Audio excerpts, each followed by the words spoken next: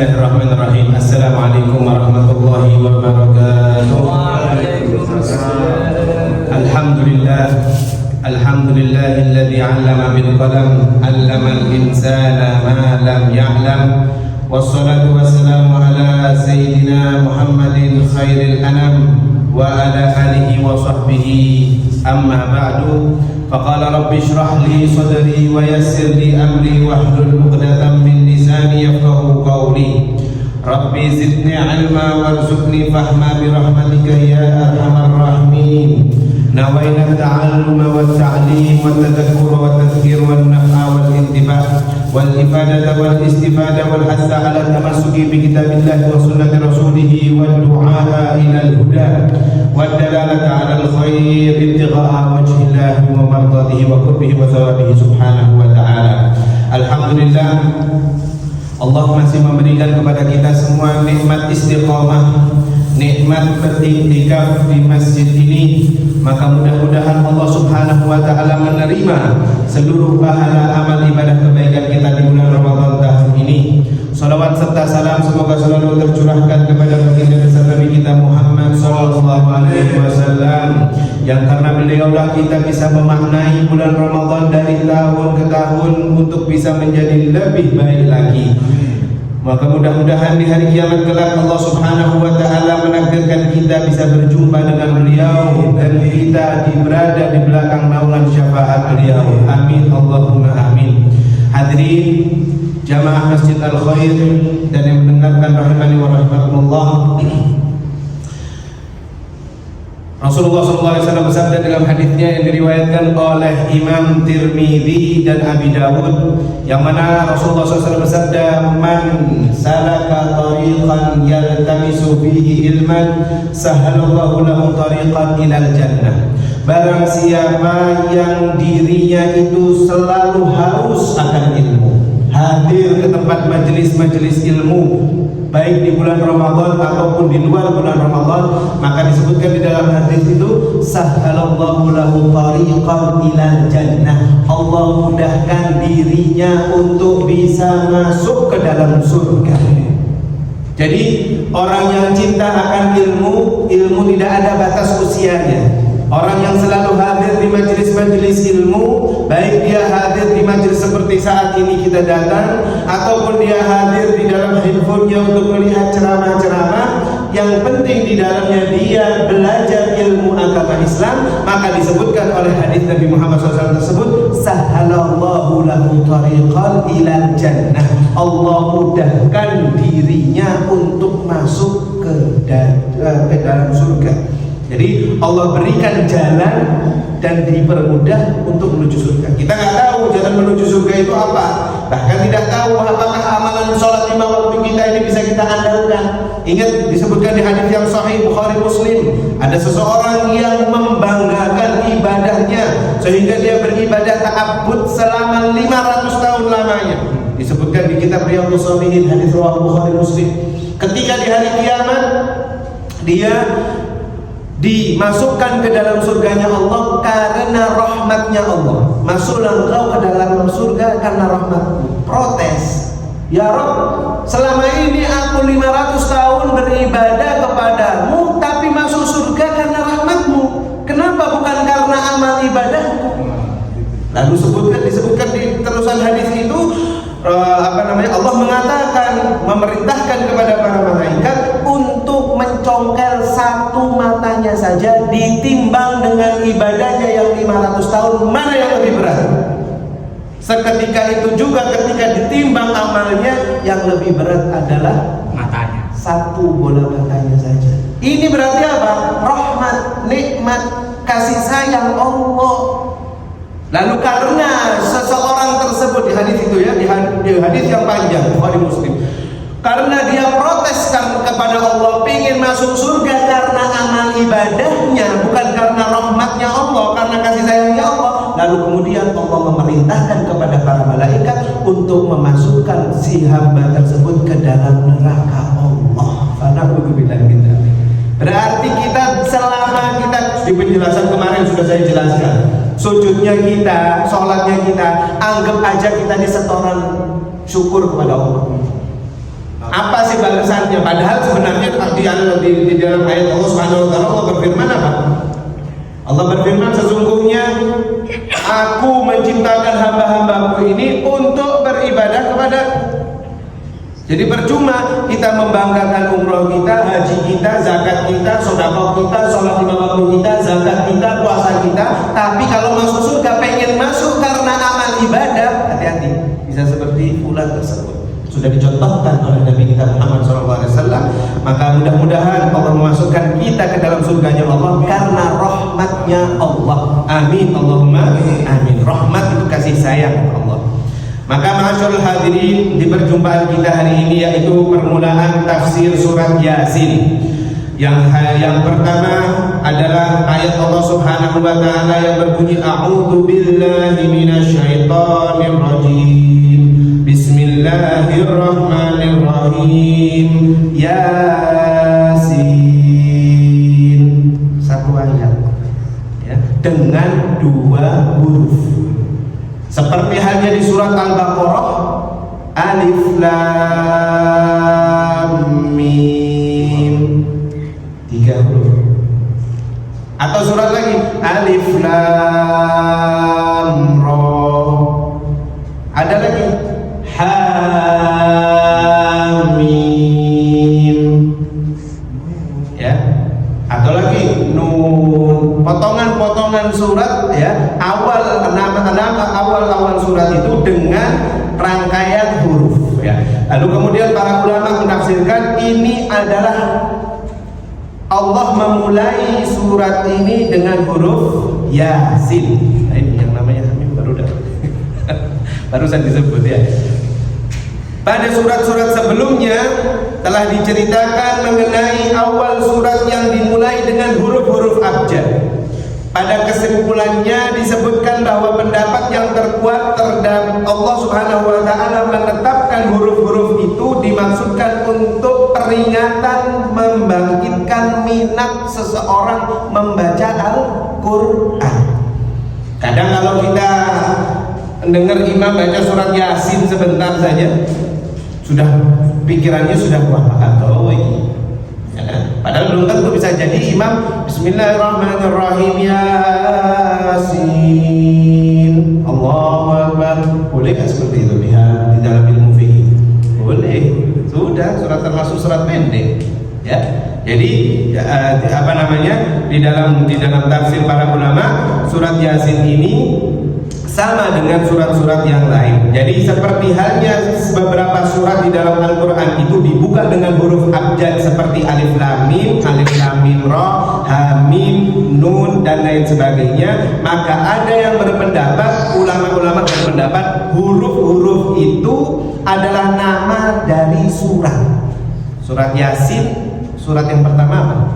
Ayat pertamanya apa? Yasin. Ya. Surat Nun, Al-Qalam. Surat apa lagi? Al-Baqarah, Alif Lam Mim. Tapi tidak identik ya, tidak identik awal ayat itu dengan nama surat. Akan tetapi di surat ini, surat Yasin, judul atau nama dari suratnya adalah Yasin juga. Ya. Lalu kemudian ada yang berpendapat dari para ulama itu gunanya untuk menarik perhatian atau menunjukkan mukjizat Al-Quran. Karena Al-Quran disusun dari rangkaian huruf-huruf abjad digunakan dalam bahasa bangsa Arab sendiri. Meskipun demikian, bangsa Arab tidak pernah mampu untuk bisa membuat rangkaian huruf-huruf itu menjadi seperti Al-Quran. Sudah pernah saya jelaskan di awal penjelasan kita di surat Al-Kahfi.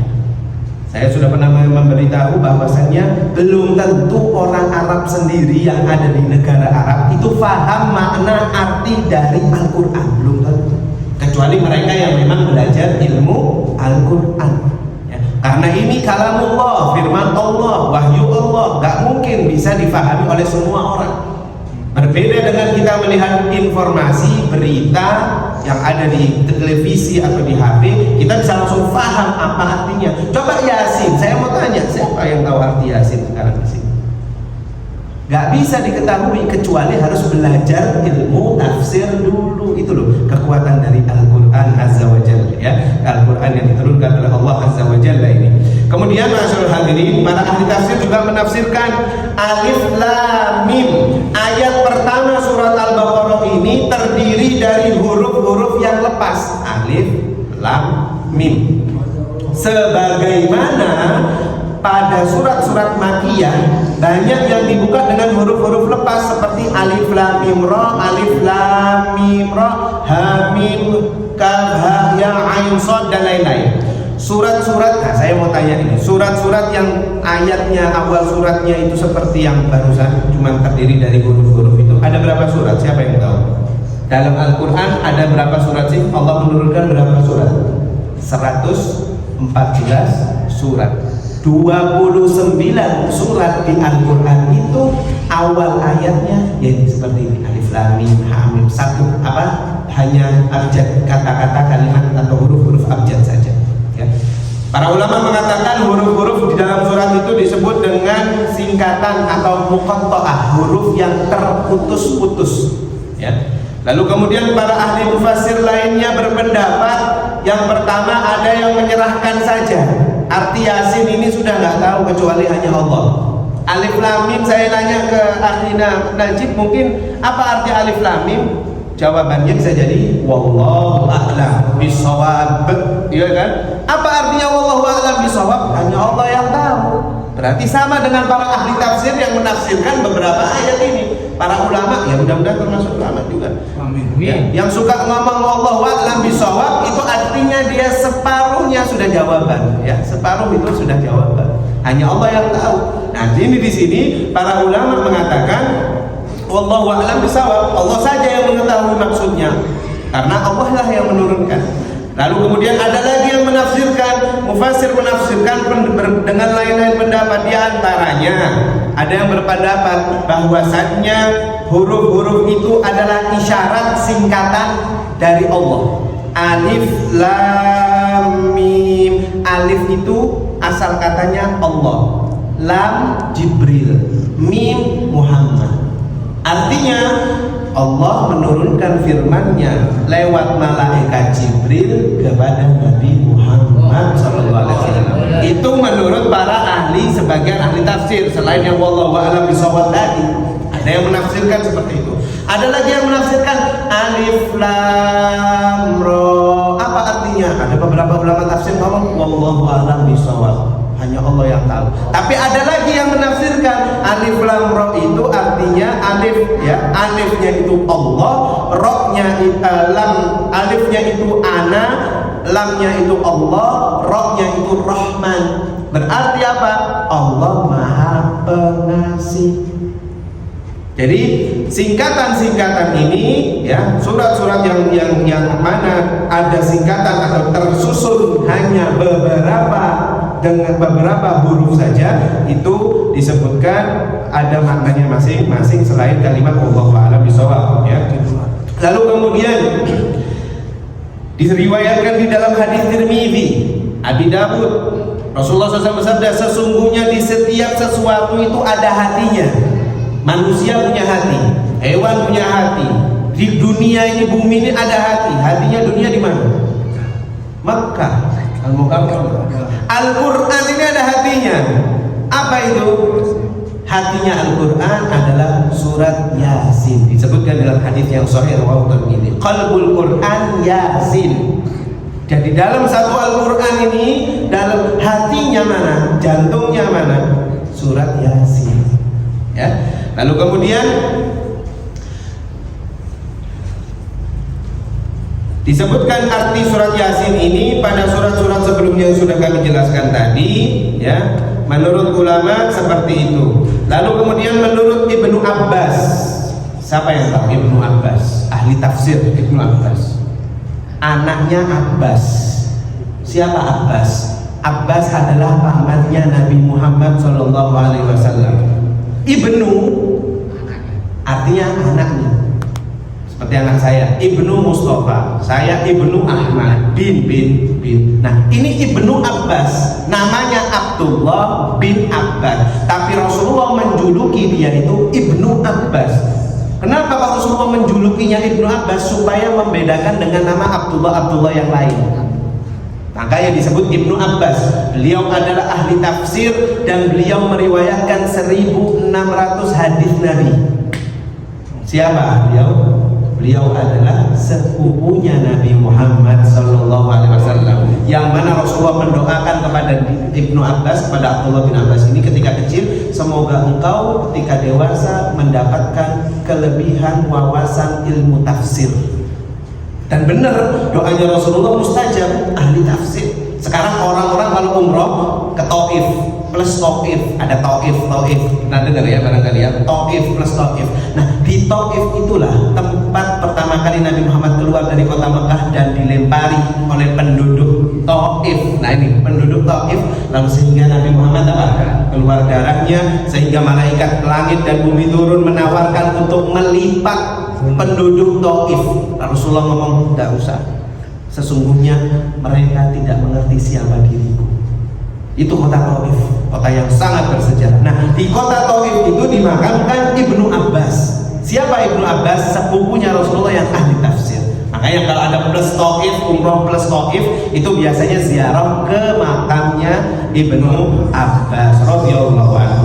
Beliau adalah sahabat yang luar biasa, meriwayatkan 1600 hadis ya, bahkan banyak tafsir-tafsir Al-Quran, hadis yang mentakwil, mengambil dari petikan beliau. Nah, Ibnu Abbas ini mengatakan di dalam riwayatnya, Ibnu Abbas, Yasin ini artinya bahwasannya memiliki makna ya insan. Ibnu Abbas mengatakan Yasin artinya ya insan, wahai manusia.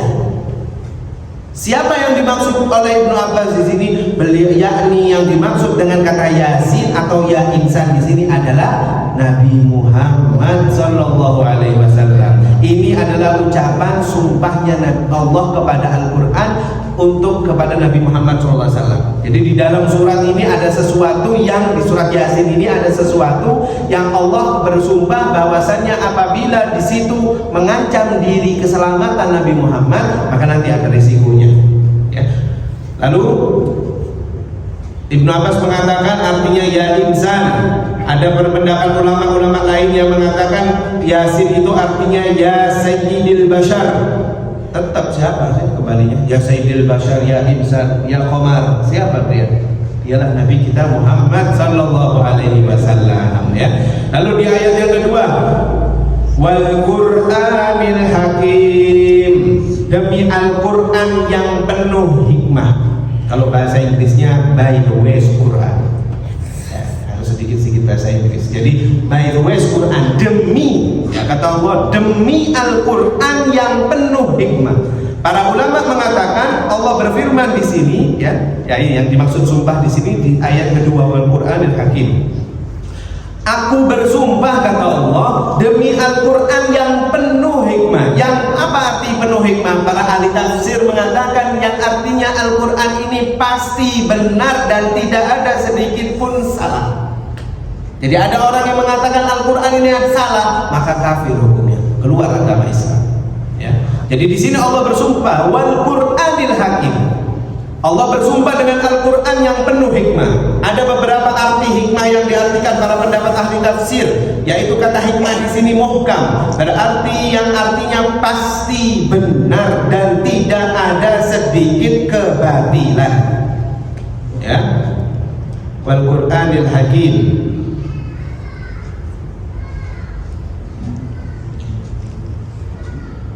Dan tidak mungkin di dalamnya terdapat sesuatu yang batil, baik yang dalam lafadznya, tujuannya, hikmahnya, kisahnya, hukumannya, dan lain sebagainya.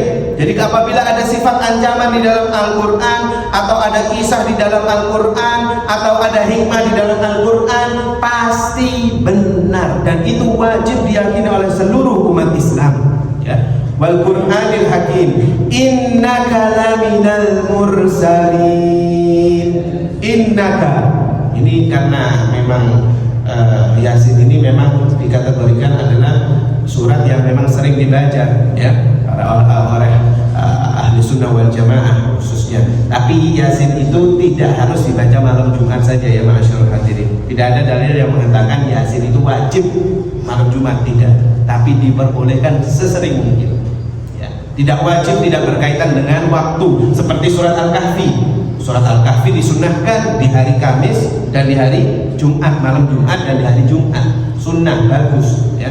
Yasin ini tidak wajib dilakukan, dibaca setiap malam Jumat. Di setiap kapanpun momennya memang sebaiknya Yasin memang. Orang hatinya Al-Quran ya. Pengen punya hajat ya, sebagian ulama mengatakan pengen punya hajat kabul, baca surat Yasin. Tapi untuk bilangan surat Yasinnya sebanyak 40 kali, sebanyak berapa kali, saya belum dapat dalil yang sahih atas itu ya. Belum, Allah alam. Tapi untuk dalil yang sahih sesuai dengan hadis ya, bahwasannya Al-Qur'an surat Yasin ini adalah qalbul Quran. Innaka laminal mursalin, sesungguhnya kamu ya Muhammad adalah seseorang dari rasul-rasulku. Allah Subhanahu wa taala bersumpah adalah Nabi Muhammad benar-benar rasulnya Allah. Ayat ini menyatakan bahwa tujuan sumpahnya Allah ini mengandung hikmah. Pernyataan bahwa Nabi Muhammad merupakan salah seorang rasul yang diutus kebenarannya oleh Allah. Hal ini juga merupakan penolakan tegas terhadap orang-orang yang tidak mempercayai Nabi Muhammad SAW. Saya mau tanya, kira-kira ada nggak yang nggak percaya sama Nabi Muhammad? Ada nggak? Ada nggak orang-orang yang tidak percaya dengan Nabi Muhammad saat ini? Ada. Mereka orang-orang yang tidak beriman kepada Allah. Ya. Tapi yang dimaksud di sini tidak percaya adalah waktu jeda diutusnya Nabi Muhammad dengan Nabi Isa. Jadi Nabi Isa telah diangkat oleh Allah, kan nggak langsung Nabi Muhammad lahir. Nah, ada waktu jeda masa-masa di mana umat waktu itu kebingungan, tidak ada Rasul, tidak ada Nabi. Nabi jumlahnya ada berapa? Oh, ada 5. Itu kemarin ulul azmi. Beda. Oh, 25 yang diketahui, yang tidak Nabi dan Rasul. Yang Nabi yang Allah utus sebagai Nabi ada berapa di muka bumi? 124.000 Nabi. Dan ditutup oleh seseorang yang bernama Muhammadur Rasulullah. Jumlahnya 124 Nabi. Ada namanya Nabi Jirjis, ada namanya Nabi kemarin Khidir itu ya. Najib nggak tahu nama apa, nama Nabi bukan. Najib adalah sesuatu yang bagus. Ada nama-nama lain ya, nama-nama lain yang Nabi. 124.000 nama Nabi, 124.000 Nabi, dan kemudian digolongkan dari 124.000 itu ada 25 Nabi, dan dari 25 Nabi diberikan ujian kesabaran yang levelnya tinggi. Disebut dengan ulul azmi. Siapa ulul azmi itu? Ada 5. Siapa? Kemarin sudah dijawab sama anak-anak kita ini. Siapa? Nabi Musa, Nabi Nuh, Nabi Ibrahim, Nabi Isa, dan yang terakhir Nabi kita Muhammad SAW. Jadi ada 5 ulul azmi. Dari 124.000 Nabi diambillah 25 Nabi dan Rasul, dan diambillah 5-nya ulul azmi. Kenapa? Apa arti ulul azmi? Nabi yang diberikan kesabaran, ketabahan yang levelnya lebih tinggi, lebih luar biasa daripada nabi-nabi yang lain. Ya. Lalu, nah ini di sini disebutkan di hadis ya, Imam Suyuti mengatakan, diriwayatkan oleh Ibnu Abbas, bahwasannya jarak antara Nabi Adam ke Nabi Nuh berapa tahun? Ada yang tahu? Jaraknya Nabi Adam ke Nabi Nuh 1000 tahun. Jadi Nabi Adam wafat, Nabi Nuh itu belum lahir. 1000 tahun kemudian barulah Nabi Nuh lahir dan diutus. Ya. Jarak antara, disebutkan Imam Suyuti dan diriwayatkan oleh Imam Ibnu Abbas, jarak Nabi Adam alaihissalam dan Nabi Nuh 1000 tahun. Antara Nabi Nuh dan Nabi Ibrahim juga 1000 tahun. Antara Nabi Ibrahim dan Nabi Musa 700 tahun. Antara Nabi Musa dengan Nabi Isa 1500 tahun. Sementara dari Nabi Isa ke Nabi Muhammad 600 tahun jaraknya. Jadi apa? Sekarang bayangkan ada suatu tempat, suatu daerah, suatu negara tidak ada pemimpinnya. Kira-kira rakyatnya bakal makmur apa kocar kacir? sakarepe dhewe kan, hukum rimba. Ya siapa yang kuat dia yang menang. Makanya disitulah diutus Nabi kita Muhammad Sallallahu Alaihi Wasallam setelah 600 tahun setelah Nabi Isa diangkat oleh Allah ke langit. Ya, di sini penekanan innaka laminal mursalin di surat Yasin ayat 3. Sungguh engkau ya Muhammad adalah seorang rasul yang aku utus untuk umat akhir zaman. Wabil khusus di sini para ahli tafsir mengatakan umat dari bangsa Arab, karena pada waktu itu bangsa Arab tidak pernah ada nabi. Bangsa Israel banyak, Bani Israel sampai sekarang kan Israel. Bani Israel. Setiap kaum itu ada, kecuali terakhir baru pertama kali muncul di kaum Arab Nabi Muhammad SAW. Dan pada saat itu kekacauan terjadi, jahiliyah luar biasa, maksiat di mana-mana, perjudian, perzinahan dan lain sebagainya. Tiba-tiba muncul cahaya yang luar biasa dari kota Mekah Al-Munawwarah. Ya. Pertama orang-orang nggak paham, orang-orang banyak yang nolok-nolok, orang-orang banyak yang nggak percaya. Kok bisa Muhammad? Kenapa ini lahir orang? Tiba-tiba bangsa kita ini dihancurkan sama satu orang. Nah, tiba-tiba ditantang. Lalu kemudian sebentar di ayat selanjutnya, ayat keempat, ala siratim mustaqim. Yasin wal Qur'anil Hakim innaka laminal mursalin ala siratil mustaqim. Ala siratin, ya, yang berada di atas jalan yang lurus. Ya, sungguh ya kata Allah Subhanahu wa taala, ayat ini menegaskan bahwasanya Rasulullah SAW berada pada jalan yang lurus. Hal ini ditegaskan dalam agama dan syariat yang dibawa oleh Nabi Muhammad pasti benar.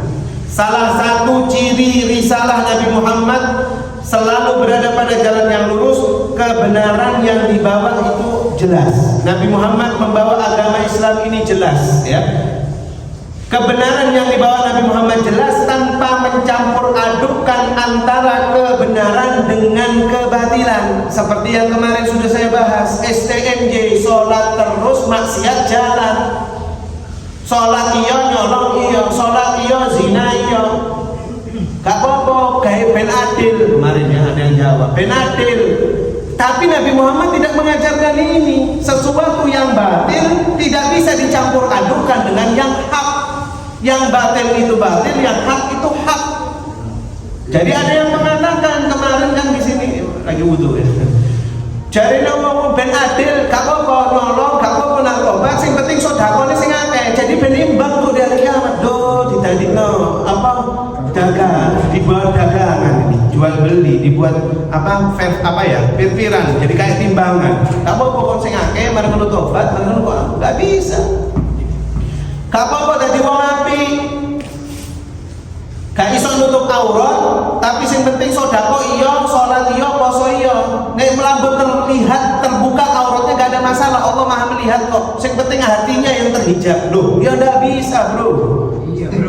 Seperti itu nggak bisa. Nabi Muhammad tidak mempercampur adukkan mana yang hak dan mana yang batil. Sesuatu yang batil ya batil. Membuka aurat mesti sholatnya berapa kali ya sama dengan dosa. Dia bersedekah ribuan miliar, 271 triliun dia infakkan, tapi korupsi ya sama aja nggak keterima pahalanya, ya kan? Ya.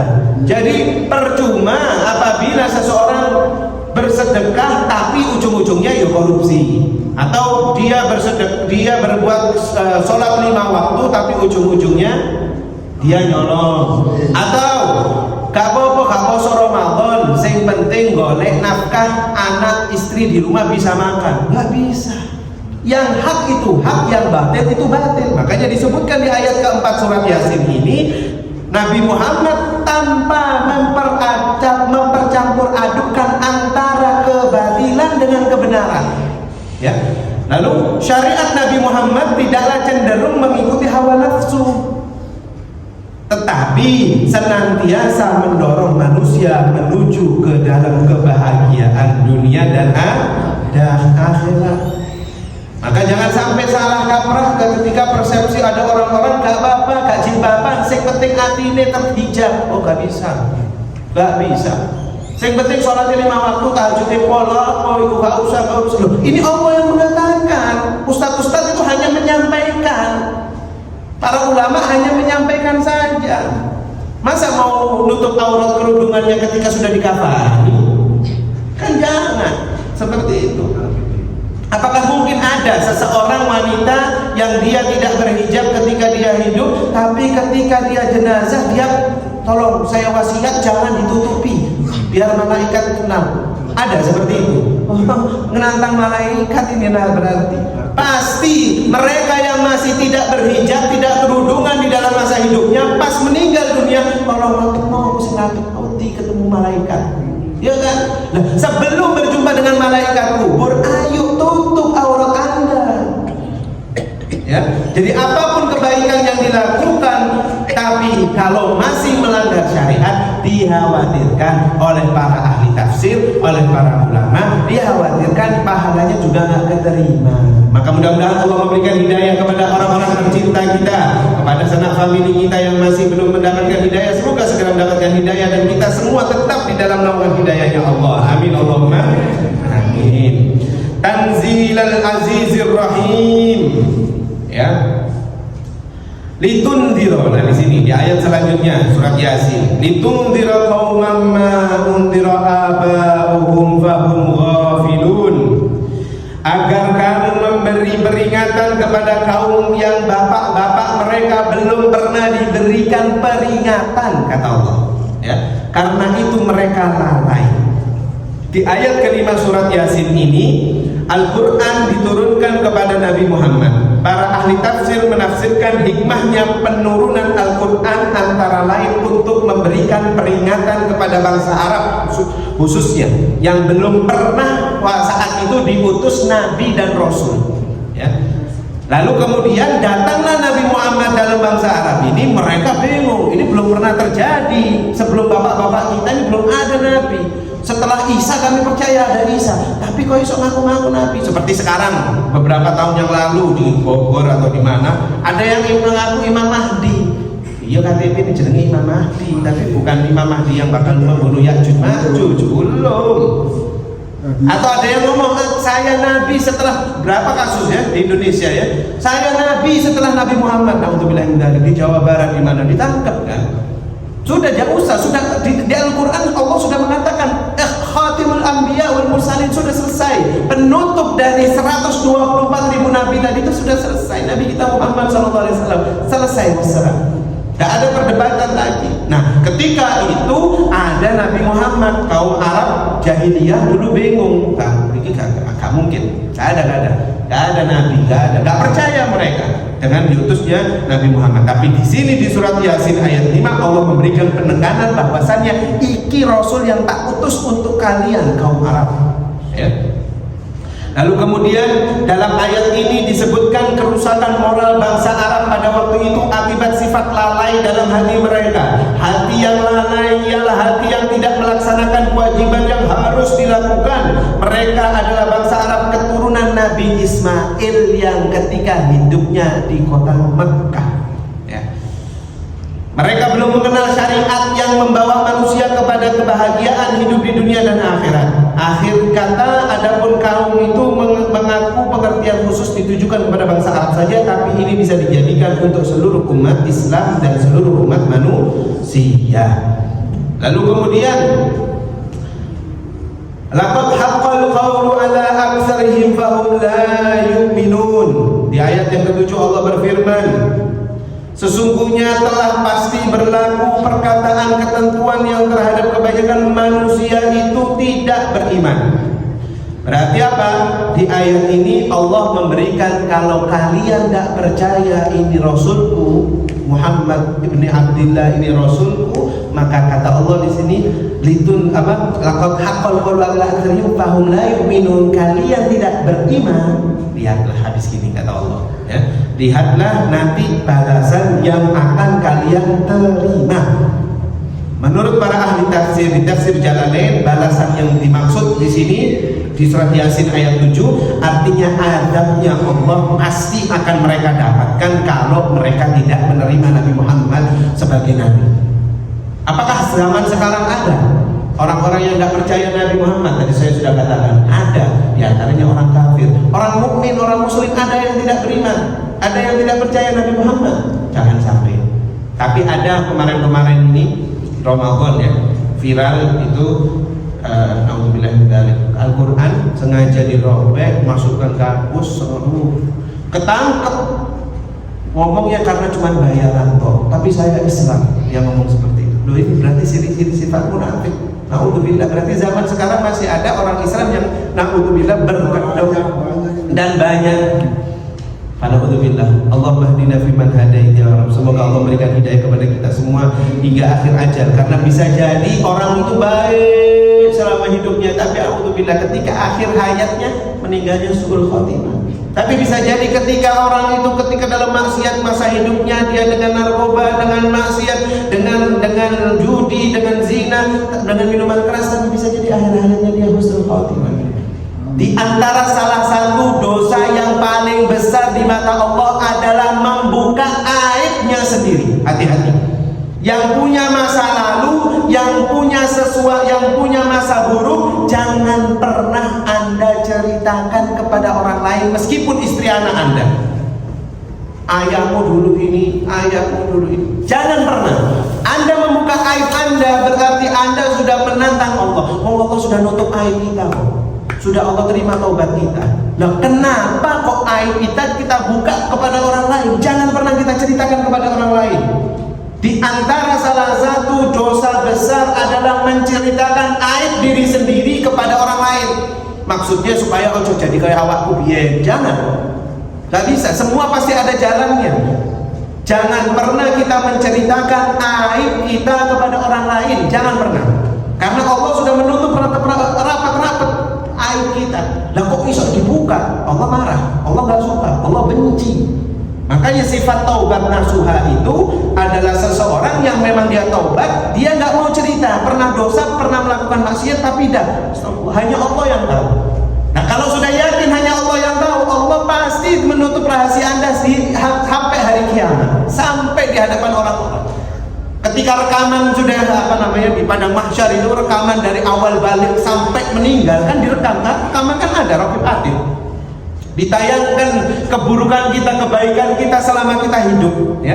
Tapi kalau kita memang taubatan nasuha, disebutkan tayangan kita itu yang di hadapan triliunan manusia di-cut, enggak ada. Karena taubatnya kita itu. Nah kalau kita cerita tentang aibnya kita pernah berbuatan ini, berbuat itu, berbuat ini ke orang lain atau ke orang yang terdekat saja dengan kita seperti istri atau anak, maka nanti itu sambungan cerita itu ada lagi. Ya, maka jangan sampai aib itu kita buka sendiri dengan kecerobohan kita. Laqad haqqal qawlu ala aktsarihim fa hum la yu'minun. Inna ja'alna fi a'naqihim aghlalan fa hiya ilal adqani fa hum muqmahun.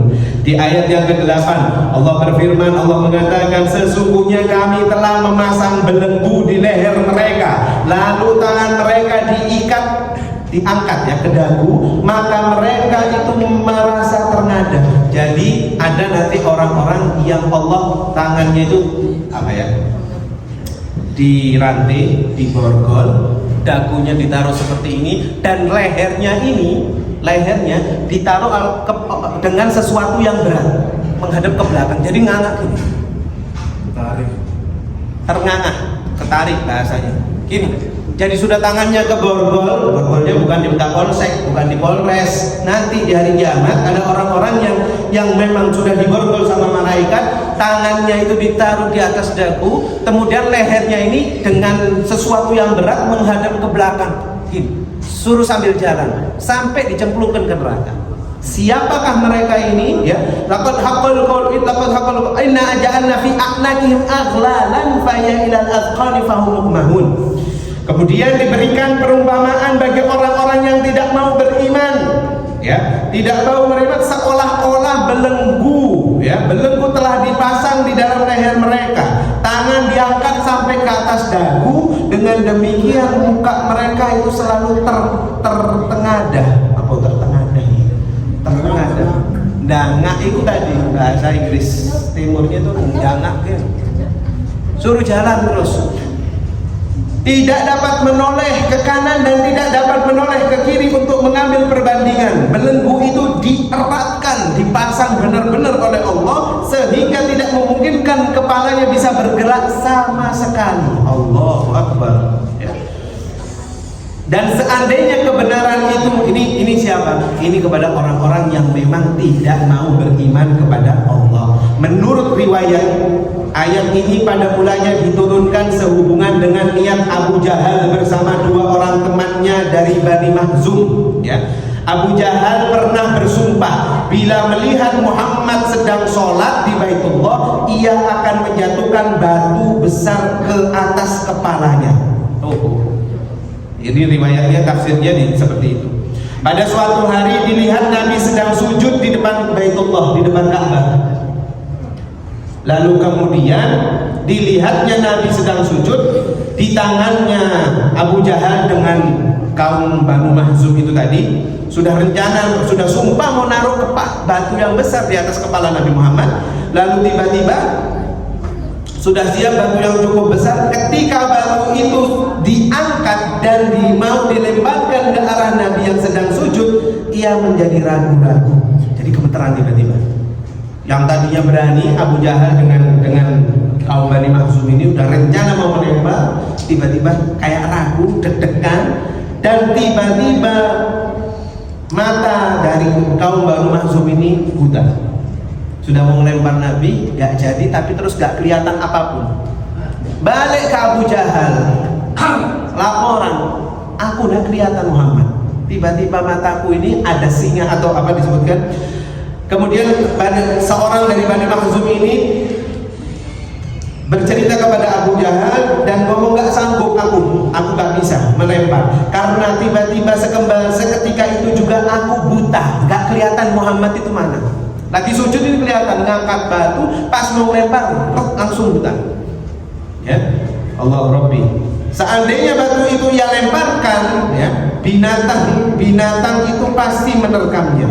Jadi dia seakan-akan melihat ada hewan yang sedang menerkam matanya sehingga dia buta. Makanya dia langsung bertaubat, dia langsung lari dan kembali kepada Abu Jahal. Di ayat yang ke-9, wa ja'alna min baini aydihim saddan wa min khalfihim saddan fa aghshaynahum fa hum la yubsirun. Ya. Dan kami jadikan di hadapan mereka itu sekat. Jadi Allah yang menolong Nabi Muhammad itu, ya. Ini sebenarnya ada asbabun nuzulnya juga, ayat 9 ini, tapi karena kita sudah mepet dengan waktu berbuka, ya, insyaallah nanti bisa disambung lagi.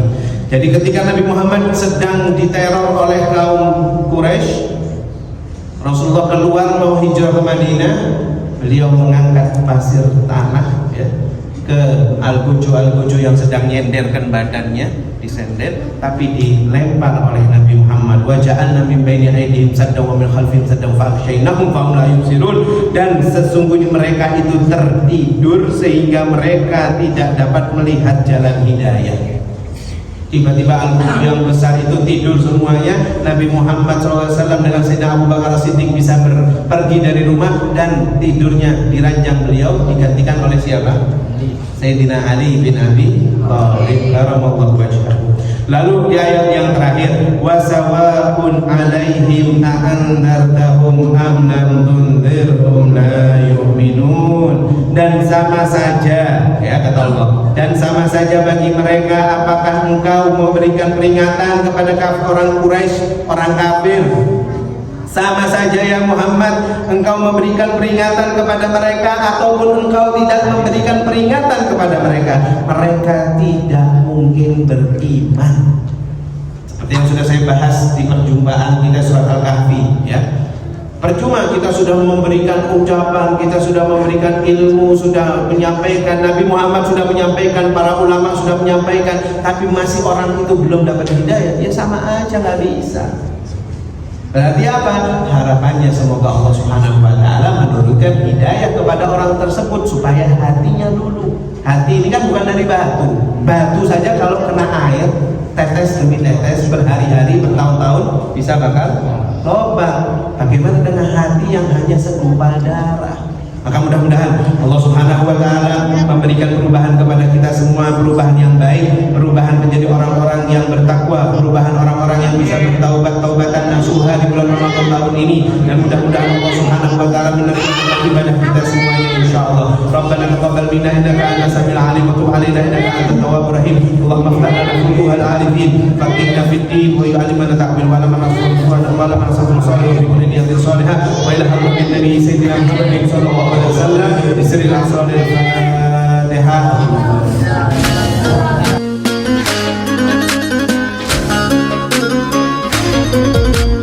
اليادي اليادي اليادي يما